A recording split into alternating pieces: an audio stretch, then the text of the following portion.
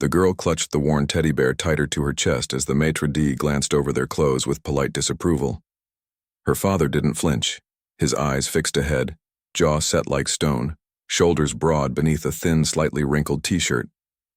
He looked more suited for a mechanic's garage than the opulence of a five-star restaurant wrapped in golden chandeliers and whispers of wine glasses clinking. "Sir, I'm afraid this is a private reservation-only venue," the maitre d' said, his voice like velvet pressed against cold marble. "I know," the man replied, voice deep and low, as if any louder would shatter the fragile thing he was protecting. He nodded toward the dining room beyond, where the glow of candlelight flickered against polished silverware and soft laughter curled into the crystal-laden air. "She's expecting us." The maitre d' glanced down at the little girl, then at the man's boots dusted with dry gravel. Still, the way the man stood, unmoving, proud, made it hard to wave him away. "She?" the maitre d' asked cautiously. The man nodded again. "Eleanor."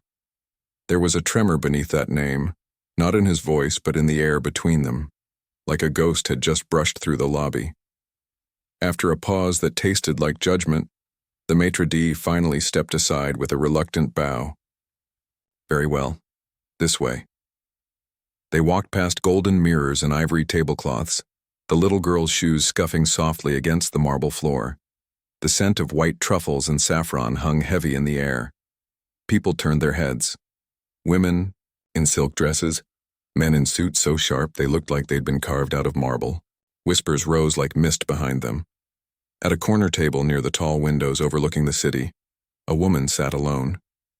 She wore a green satin dress that shimmered with every breath of candlelight. Her hair was pinned back loosely, elegance without trying. She was older than him, by how much one couldn't tell, but her presence made the room smaller, more still. Eleanor looked up. Her expression didn't change much. No gasp, no hand to her chest, just a slow, careful blink, as if seeing a memory arrive through the door. She stood. The man stopped a few paces away, his hand resting gently on his daughter's shoulder. "Eleanor," he said again, softer this time, as if saying it too loud might break it. She looked at the girl first, then at him, then quietly, almost imperceptibly, a smile flickered at the corner of her lips, not joy, not amusement, something smaller, sadder, more sacred. "You came. You invited us. I wasn't sure you would." He shrugged slightly. "I wasn't sure either." There was a silence between them, long and full. The little girl leaned into her father's leg, eyes wide, clutching the teddy tighter. Eleanor knelt down slowly, the hem of her dress folding like waves on the carpet. "And who is this?" The girl hesitated, then looked up at her father. "This is Hazel," he said. "My daughter." Hazel stared at the woman, unsure. Her voice came out like a question. "Are you rich?" Eleanor chuckled, not mocking, just surprised. "I suppose so." Hazel tilted her head. "Are you nice?" The woman's smile deepened, warm and fragile. "I'm trying to be." "Okay," Hazel said, and let her arms fall to her sides. Eleanor stood and gestured to the empty seats at her table. "Please." The man hesitated. "I'm not dressed for this," he muttered. "You came," she said gently. "That's what matters." He finally sat, pulling out Hazel's chair and helping her climb up, then settling in himself, muscles still tight under the weight of expectation. A server arrived and poured water. Another brought a menu. The table flickered with candlelight. They ordered nothing. The menu remained untouched. Eleanor didn't ask questions, not yet. She watched Hazel play with the folds of her napkin, then glanced toward the man, his name unspoken held in her chest like an old photograph. "You look tired," she said softly. "Comes with the job." "What is it now?" "Odd jobs. Construction mostly. Roof repairs. Painting. Whatever pays. I keep the hours short so I can walk Hazel to school and back." There was no bitterness in his voice. Just fact. "She looks like her mother." Eleanor said. He nodded once. I'm sorry, she added. He didn't respond. Hazel reached for the silverware, arranging the spoon and fork into a smiling face. Eleanor laughed gently. The sound felt misplaced here, in this palace of polish and poise, but it settled over them like a blanket. The man finally spoke. Why now, Eleanor? She looked out the window, eyes reflecting the stars beyond the glass. Because I lost someone too. He waited. My husband passed 2 years ago, she said. Quietly, no warnings, just didn't wake up one morning. The world kept turning. I didn't. The man said nothing, but the hard line in his shoulders softened. I've spent 2 years in silence, Eleanor continued. Rooms full of people who only talk about things that don't matter. And then I remembered you. His eyes met hers, steady but unreadable. You mattered, she whispered, and I never told you. Hazel hummed softly beside them, lost in her own world of napkin folding and candle flames. I wasn't enough for you back then, he said. Not by your family's standards.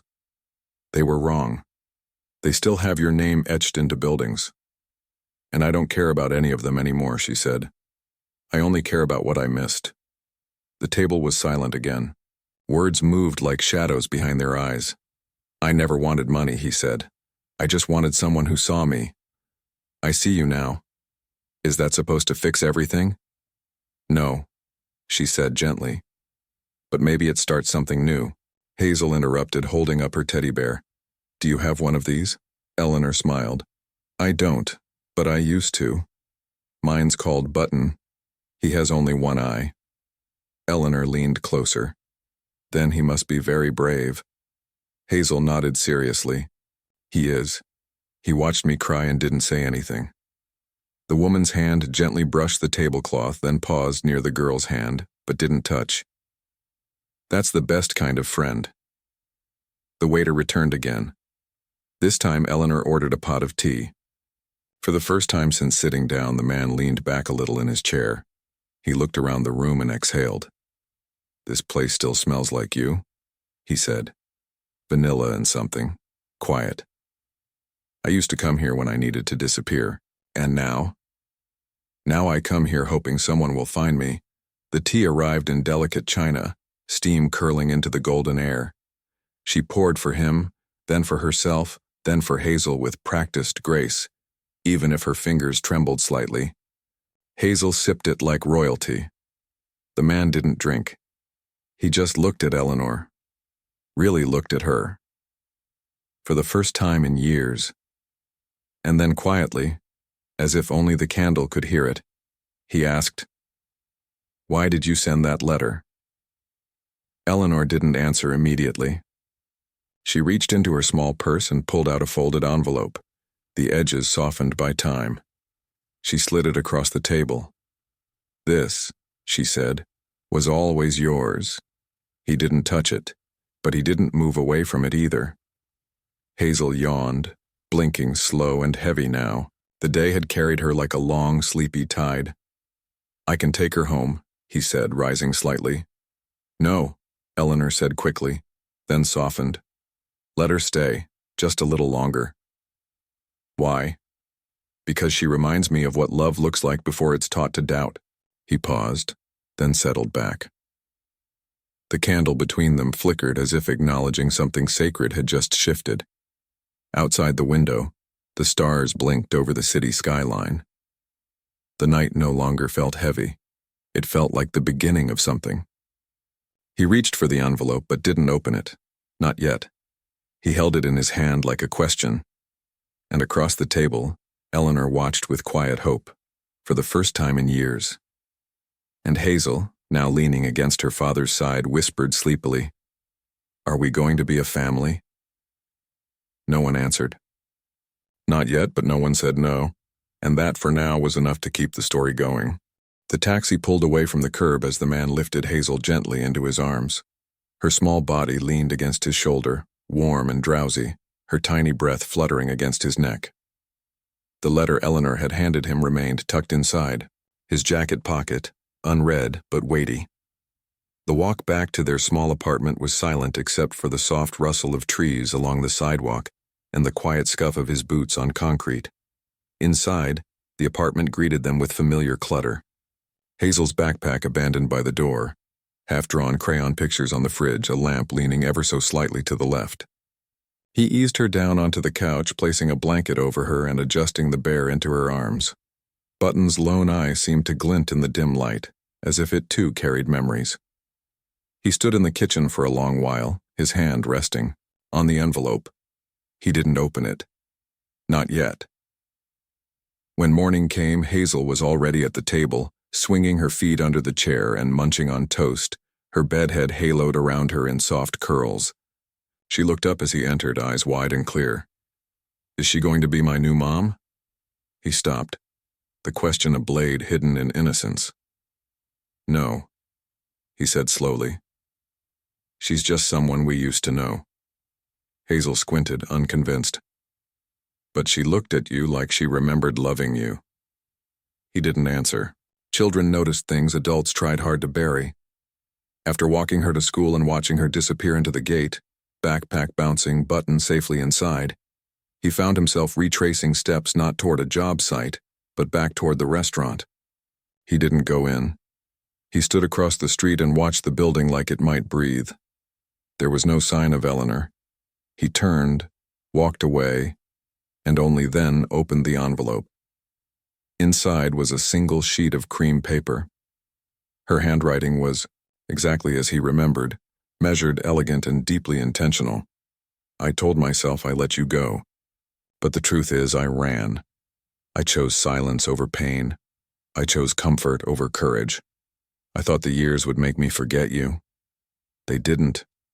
Not even for a day. I never stopped wondering what your laugh would sound like if it was beside me, every morning. I never stopped wondering if we could have survived the weight of everything that tried to crush us.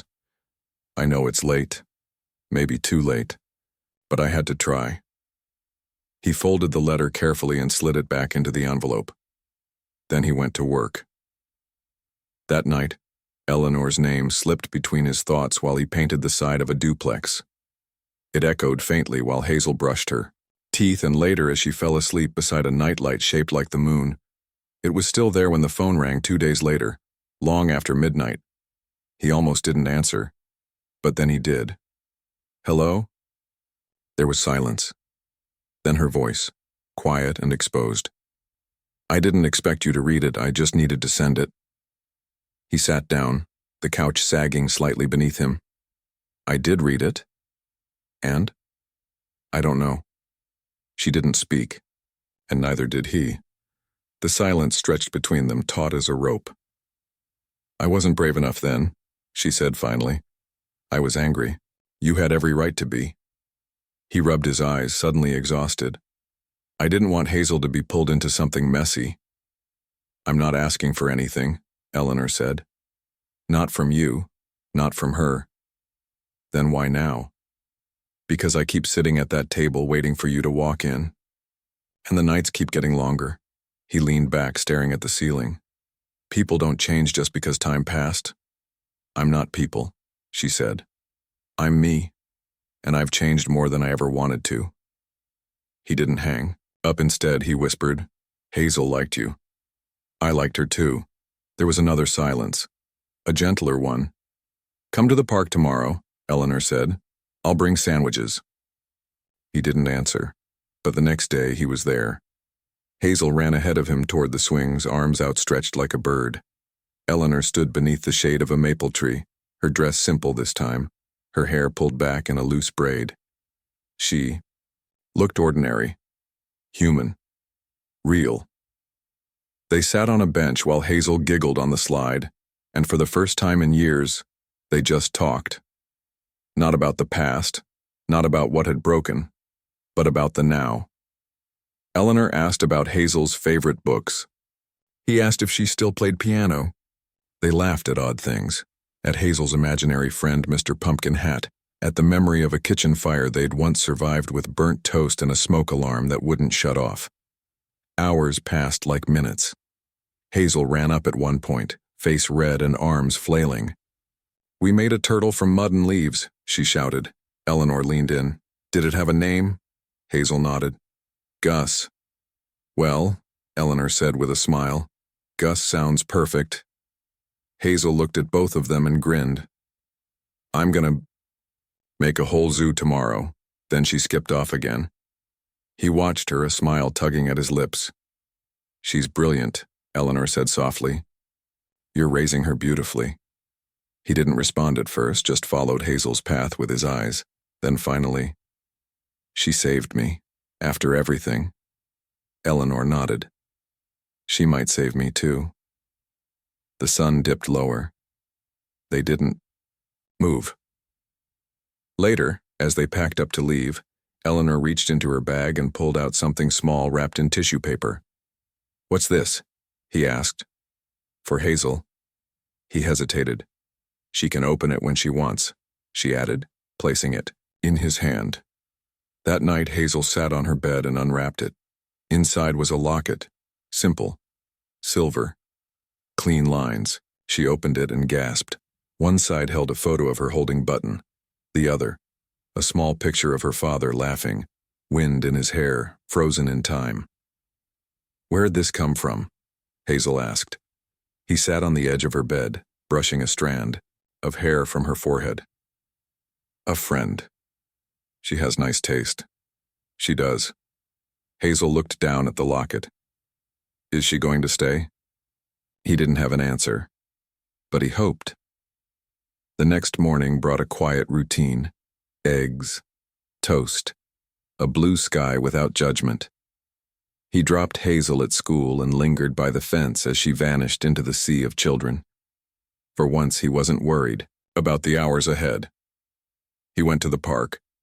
Eleanor was already there, a coffee in hand, waiting. She stood when he approached, hesitant. I didn't expect.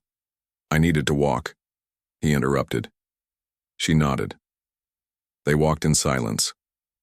Around the pond, past the joggers, toward nothing specific. Then she said, what if we just start with now, not with then, not with what we lost? He turned to her. You're not afraid it'll fall apart again? I'm terrified, she admitted, but I'm more afraid of what happens if we never try. They stopped walking. He looked at her. For a long moment, searching for cracks. There were plenty, but so were his. I'm not the same man you left. I know. I'm messier now. Good, she said, smiling. So am I. He laughed. Soft, short. And she smiled like it was a sound she hadn't heard in years. They stood there a little too long for strangers, and just long enough for something old to remember how to begin again. The following morning, as sunlight spilled through the slats of the blinds, Hazel tiptoed into the kitchen with Button tucked under one arm and the silver locket resting against her chest. She climbed onto a stool and watched her father at the stove, flipping pancakes with a kind of distracted focus. He hadn't shaved and his hair was still uncombed, but there was a softness to him this morning, something unspoken, like the ghost of a smile. She swung her legs under the counter. Is Eleanor coming today? He paused, spatula hovering midair. Then he resumed flipping. Not today. Hazel didn't seem disappointed. She nodded, accepting it, and busied herself by arranging her napkin into a sailboat. She said I was kind, she added after a moment. You are, he said. I think she's kind too. He said nothing, but the silence didn't feel like avoidance, it felt like thought. Hazel didn't press. Children know when to wait. Later that afternoon, while she was at school, he returned to the restaurant, uninvited but not unwelcome. Eleanor stood behind the counter, sleeves rolled up, her hair slightly frizzed from heat and movement. She was kneading dough, her hands deep in flour. She didn't notice him right away, and he took a quiet moment to observe her, the practiced motion of her wrists, the way her brow furrowed when she concentrated. There had been a time when he could read her every expression. He wondered if that time could return. She looked up. Surprise flickered, then steadied into calm. You came. I said I needed to walk. She gestured to the space beside her. We're short on help today. Without speaking, he walked behind the counter, washed his hands at the sink, and took up the second ball of dough beside her. His hands were rougher than hers, his movements less precise, but they worked together in rhythm. It felt absurdly natural. "So," she said, not looking at him, "are we pretending nothing happened?" "No," he said, shaping the dough.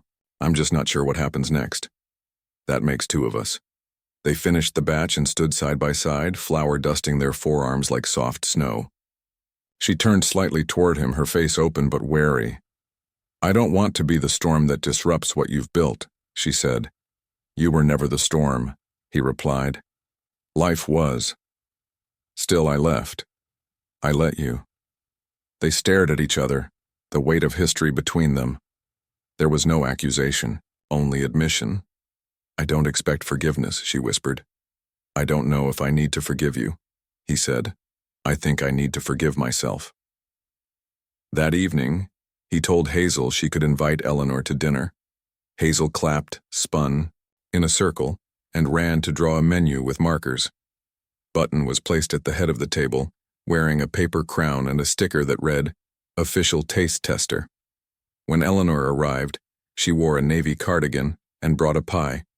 Hazel greeted her like an old friend, tugging her to the living room to show her latest drawing, an elaborate crayon map of a kingdom ruled by talking animals. Eleanor kneeled, studying each detail, asking questions as if she were inquiring about foreign diplomacy. The night was simple: pasta, stories, laughter. The kind of dinner they hadn't known they missed.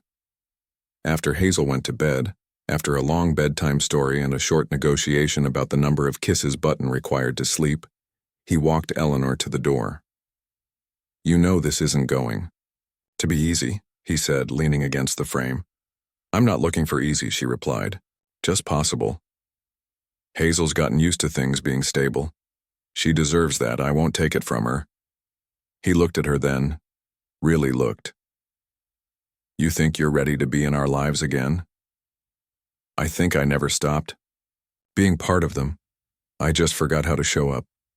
He nodded slowly, then opened the door. But she didn't leave. Not immediately. Instead, she reached into her bag and pulled out a small notebook. "For Hazel," she said. "I started writing little stories about her zoo animals. She can finish them if she wants." He took the notebook, his fingers brushing hers.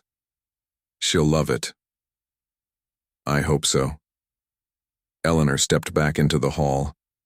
He didn't stop her, but something in his chest ached with a bittersweet weight. 2 days later, Hazel brought the notebook to school, showing her friends the first story about Gus the turtle who ran for mayor of a mud puddle. Her teacher asked where it came from, and Hazel said proudly, "From someone who knows me really well." That evening, Hazel announced at dinner, "I want Eleanor to help with my science fair project." He looked up, mid-bite.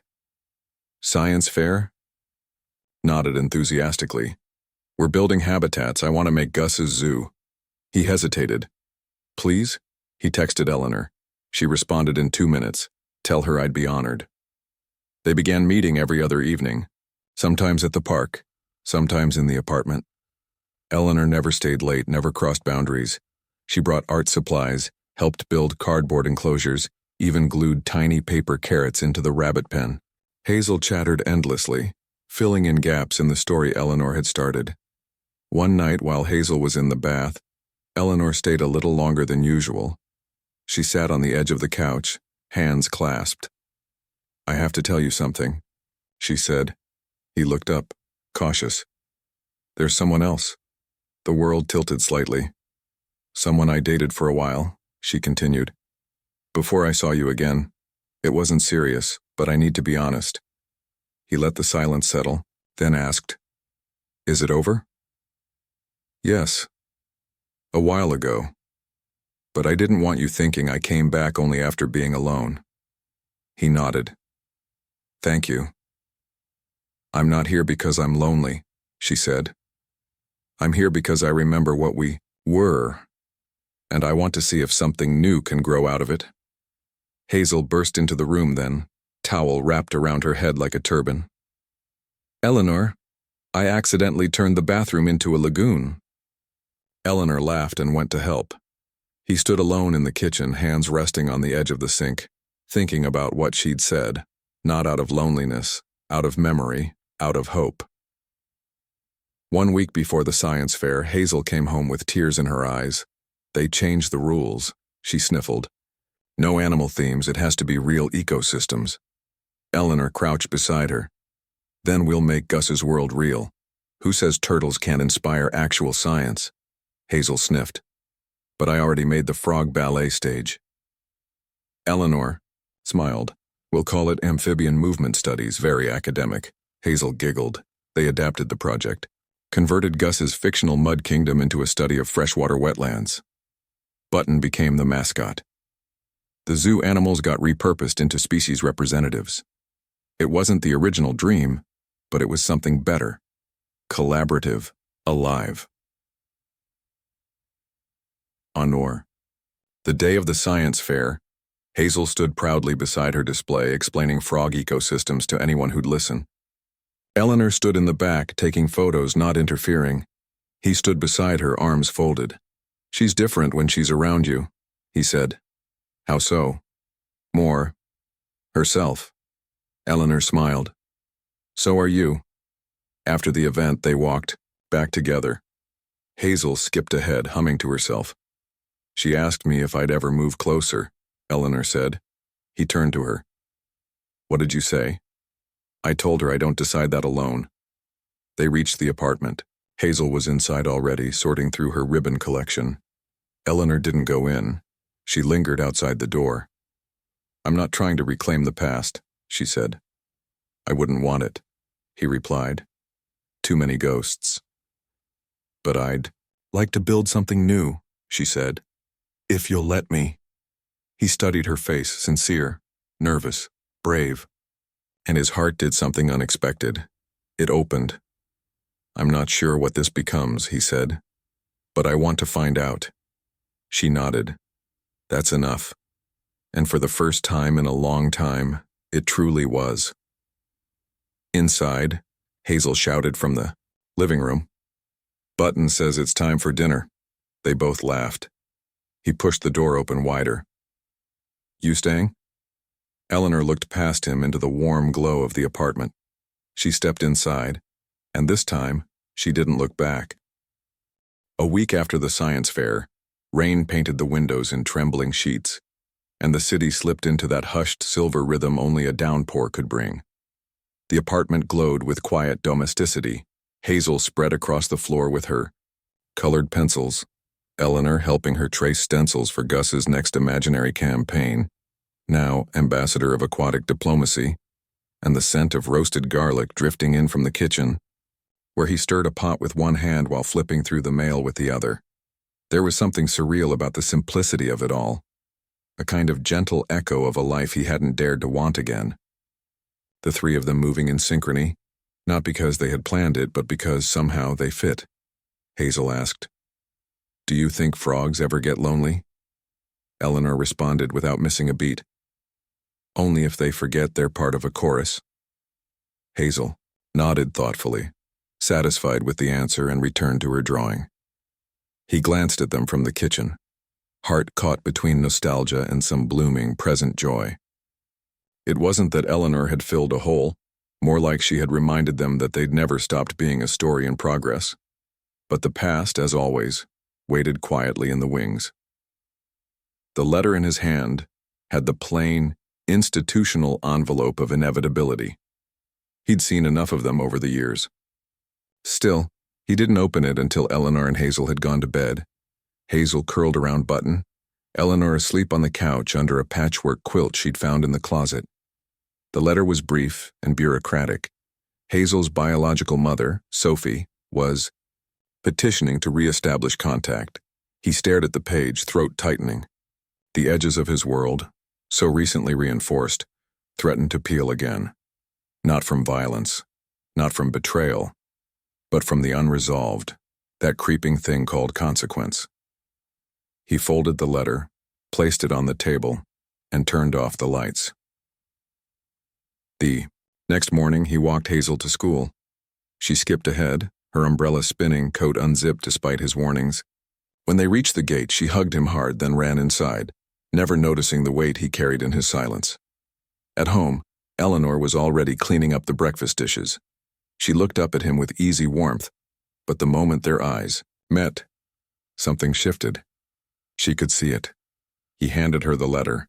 She read it slowly, her lips pressed in a thin, unreadable line. When she finished, she set it down and looked at him. "What are you thinking?" she asked. "I don't know yet." She hasn't seen Hazel since she was a baby. He nodded, and she left before she could even walk. Another nod. And yet, she's her mother, he finished. Eleanor exhaled and sat down. What does Hazel know? Only what I've told her. That her mom left when she was very small. That it wasn't Hazel's fault. It never is. He poured 2 mugs of coffee, though only one of them drank. The rain had turned to mist outside, soft and persistent. Do you want her to be part of Hazel's life? Eleanor asked. He was quiet. Then, I don't know if I want it, but I might not get to choose. That night, after Hazel fell asleep, Eleanor stayed. He brought out a shoebox from the closet, old photos, receipts, a hospital bracelet, a letter never mailed. I kept these for Hazel, for when she asked. Eleanor sifted through the contents, careful, reverent. She will ask, one day. I want to be ready. Eleanor looked up. Then let's be ready. In the days that followed, he contacted a lawyer. Not to fight, but to understand. Sophie had the right to ask, but Hazel had the right to choose. The system would consider her best interest first. That gave him a thin, uneasy hope.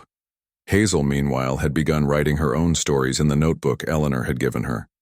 They were wild, sprawling tales, half zoo, half space opera, fully hers. Button had become a time-traveling advisor to amphibians facing intergalactic extinction. Eleanor read every word as if it were gospel. On a quiet Thursday evening, he sat Hazel down. There's something I need to talk to you about. She looked up from her cereal, alert. You remember I told you your mom left when you were very little? She nodded slowly. Well, she's reached out. She wants to know if she can talk to you. Hazel blinked. Her eyes narrowed. Not in anger, but in the kind of concentration she reserved for building complex Lego castles. Why? Maybe because she's ready now. Maybe because she misses you. I don't know for sure. Hazel said nothing. You don't have to decide right away. You don't have to decide at all. But I thought you should know. She finished her cereal in silence. Then she said, Can I think about it? Of course. And she did. For a full week. Hazel asked no questions. She didn't mention Sophie. She went to school, drew in her notebook, played with Button, asked Eleanor for help gluing tiny frog helmets. It wasn't avoidance. It was processing. Then, one evening, just as Eleanor was leaving, Hazel stopped her at the door. Do you think everyone deserves a second chance? Eleanor crouched. I think everyone deserves the chance to try. Hazel nodded. I want to meet her, she said. But with you there. Me? Eleanor blinked. You and Daddy. Both. Together. He watched from the hallway, stunned but not surprised. Hazel wasn't choosing chaos. She was choosing courage. He reached out and squeezed Eleanor's hand. They made the arrangements carefully, with mediation. A counselor would facilitate the meeting. No pressure, no expectations. When the day came, Hazel wore a yellow dress with a tiny bird print and carried Button in her backpack. She gripped both of their hands tightly as they entered the neutral room. Sophie was already there, nervous, pale, older than he remembered, but unmistakably her. Hazel walked in with a kind of quiet command. Not fearless, but brave. Hi, she said. I'm Hazel. Sophie's eyes welled up. Hi, Hazel. Button peeked from the backpack. Sophie smiled through tears. I brought him, Hazel explained. He helps me when I'm nervous. Sophie nodded. I think that's really smart. They sat. The conversation was gentle, cautious. Hazel asked questions. Sophie answered honestly, sometimes faltering. Hazel didn't cry. She didn't yell. She listened. At one point, she reached into her backpack and handed Sophie a drawing, Button, and Gus floating in a space capsule. You can keep this, she said, so you know where I've been. Sophie broke down then. But she didn't try to hug her. She understood that some distances couldn't be closed in one meeting. Afterward, in the car, Hazel was quiet. Do you want to see her again? He asked. Hazel shrugged. Maybe. I think she's sad. Do you feel sad? No. Hazel said. I feel big, like I took up more space today. That night, Eleanor tucked her in, singing softly, brushing her hair back. Hazel slept quickly, deep and still. In the living room, he sat beside Eleanor on the couch. I don't know. What happens next, he said. None of us do. But I know I want you with us. Eleanor turned to him surprised. With you and Hazel? With Hazel and me, he clarified. As you are, not trying to replace, just to belong. Eleanor's eyes filled. I've wanted that.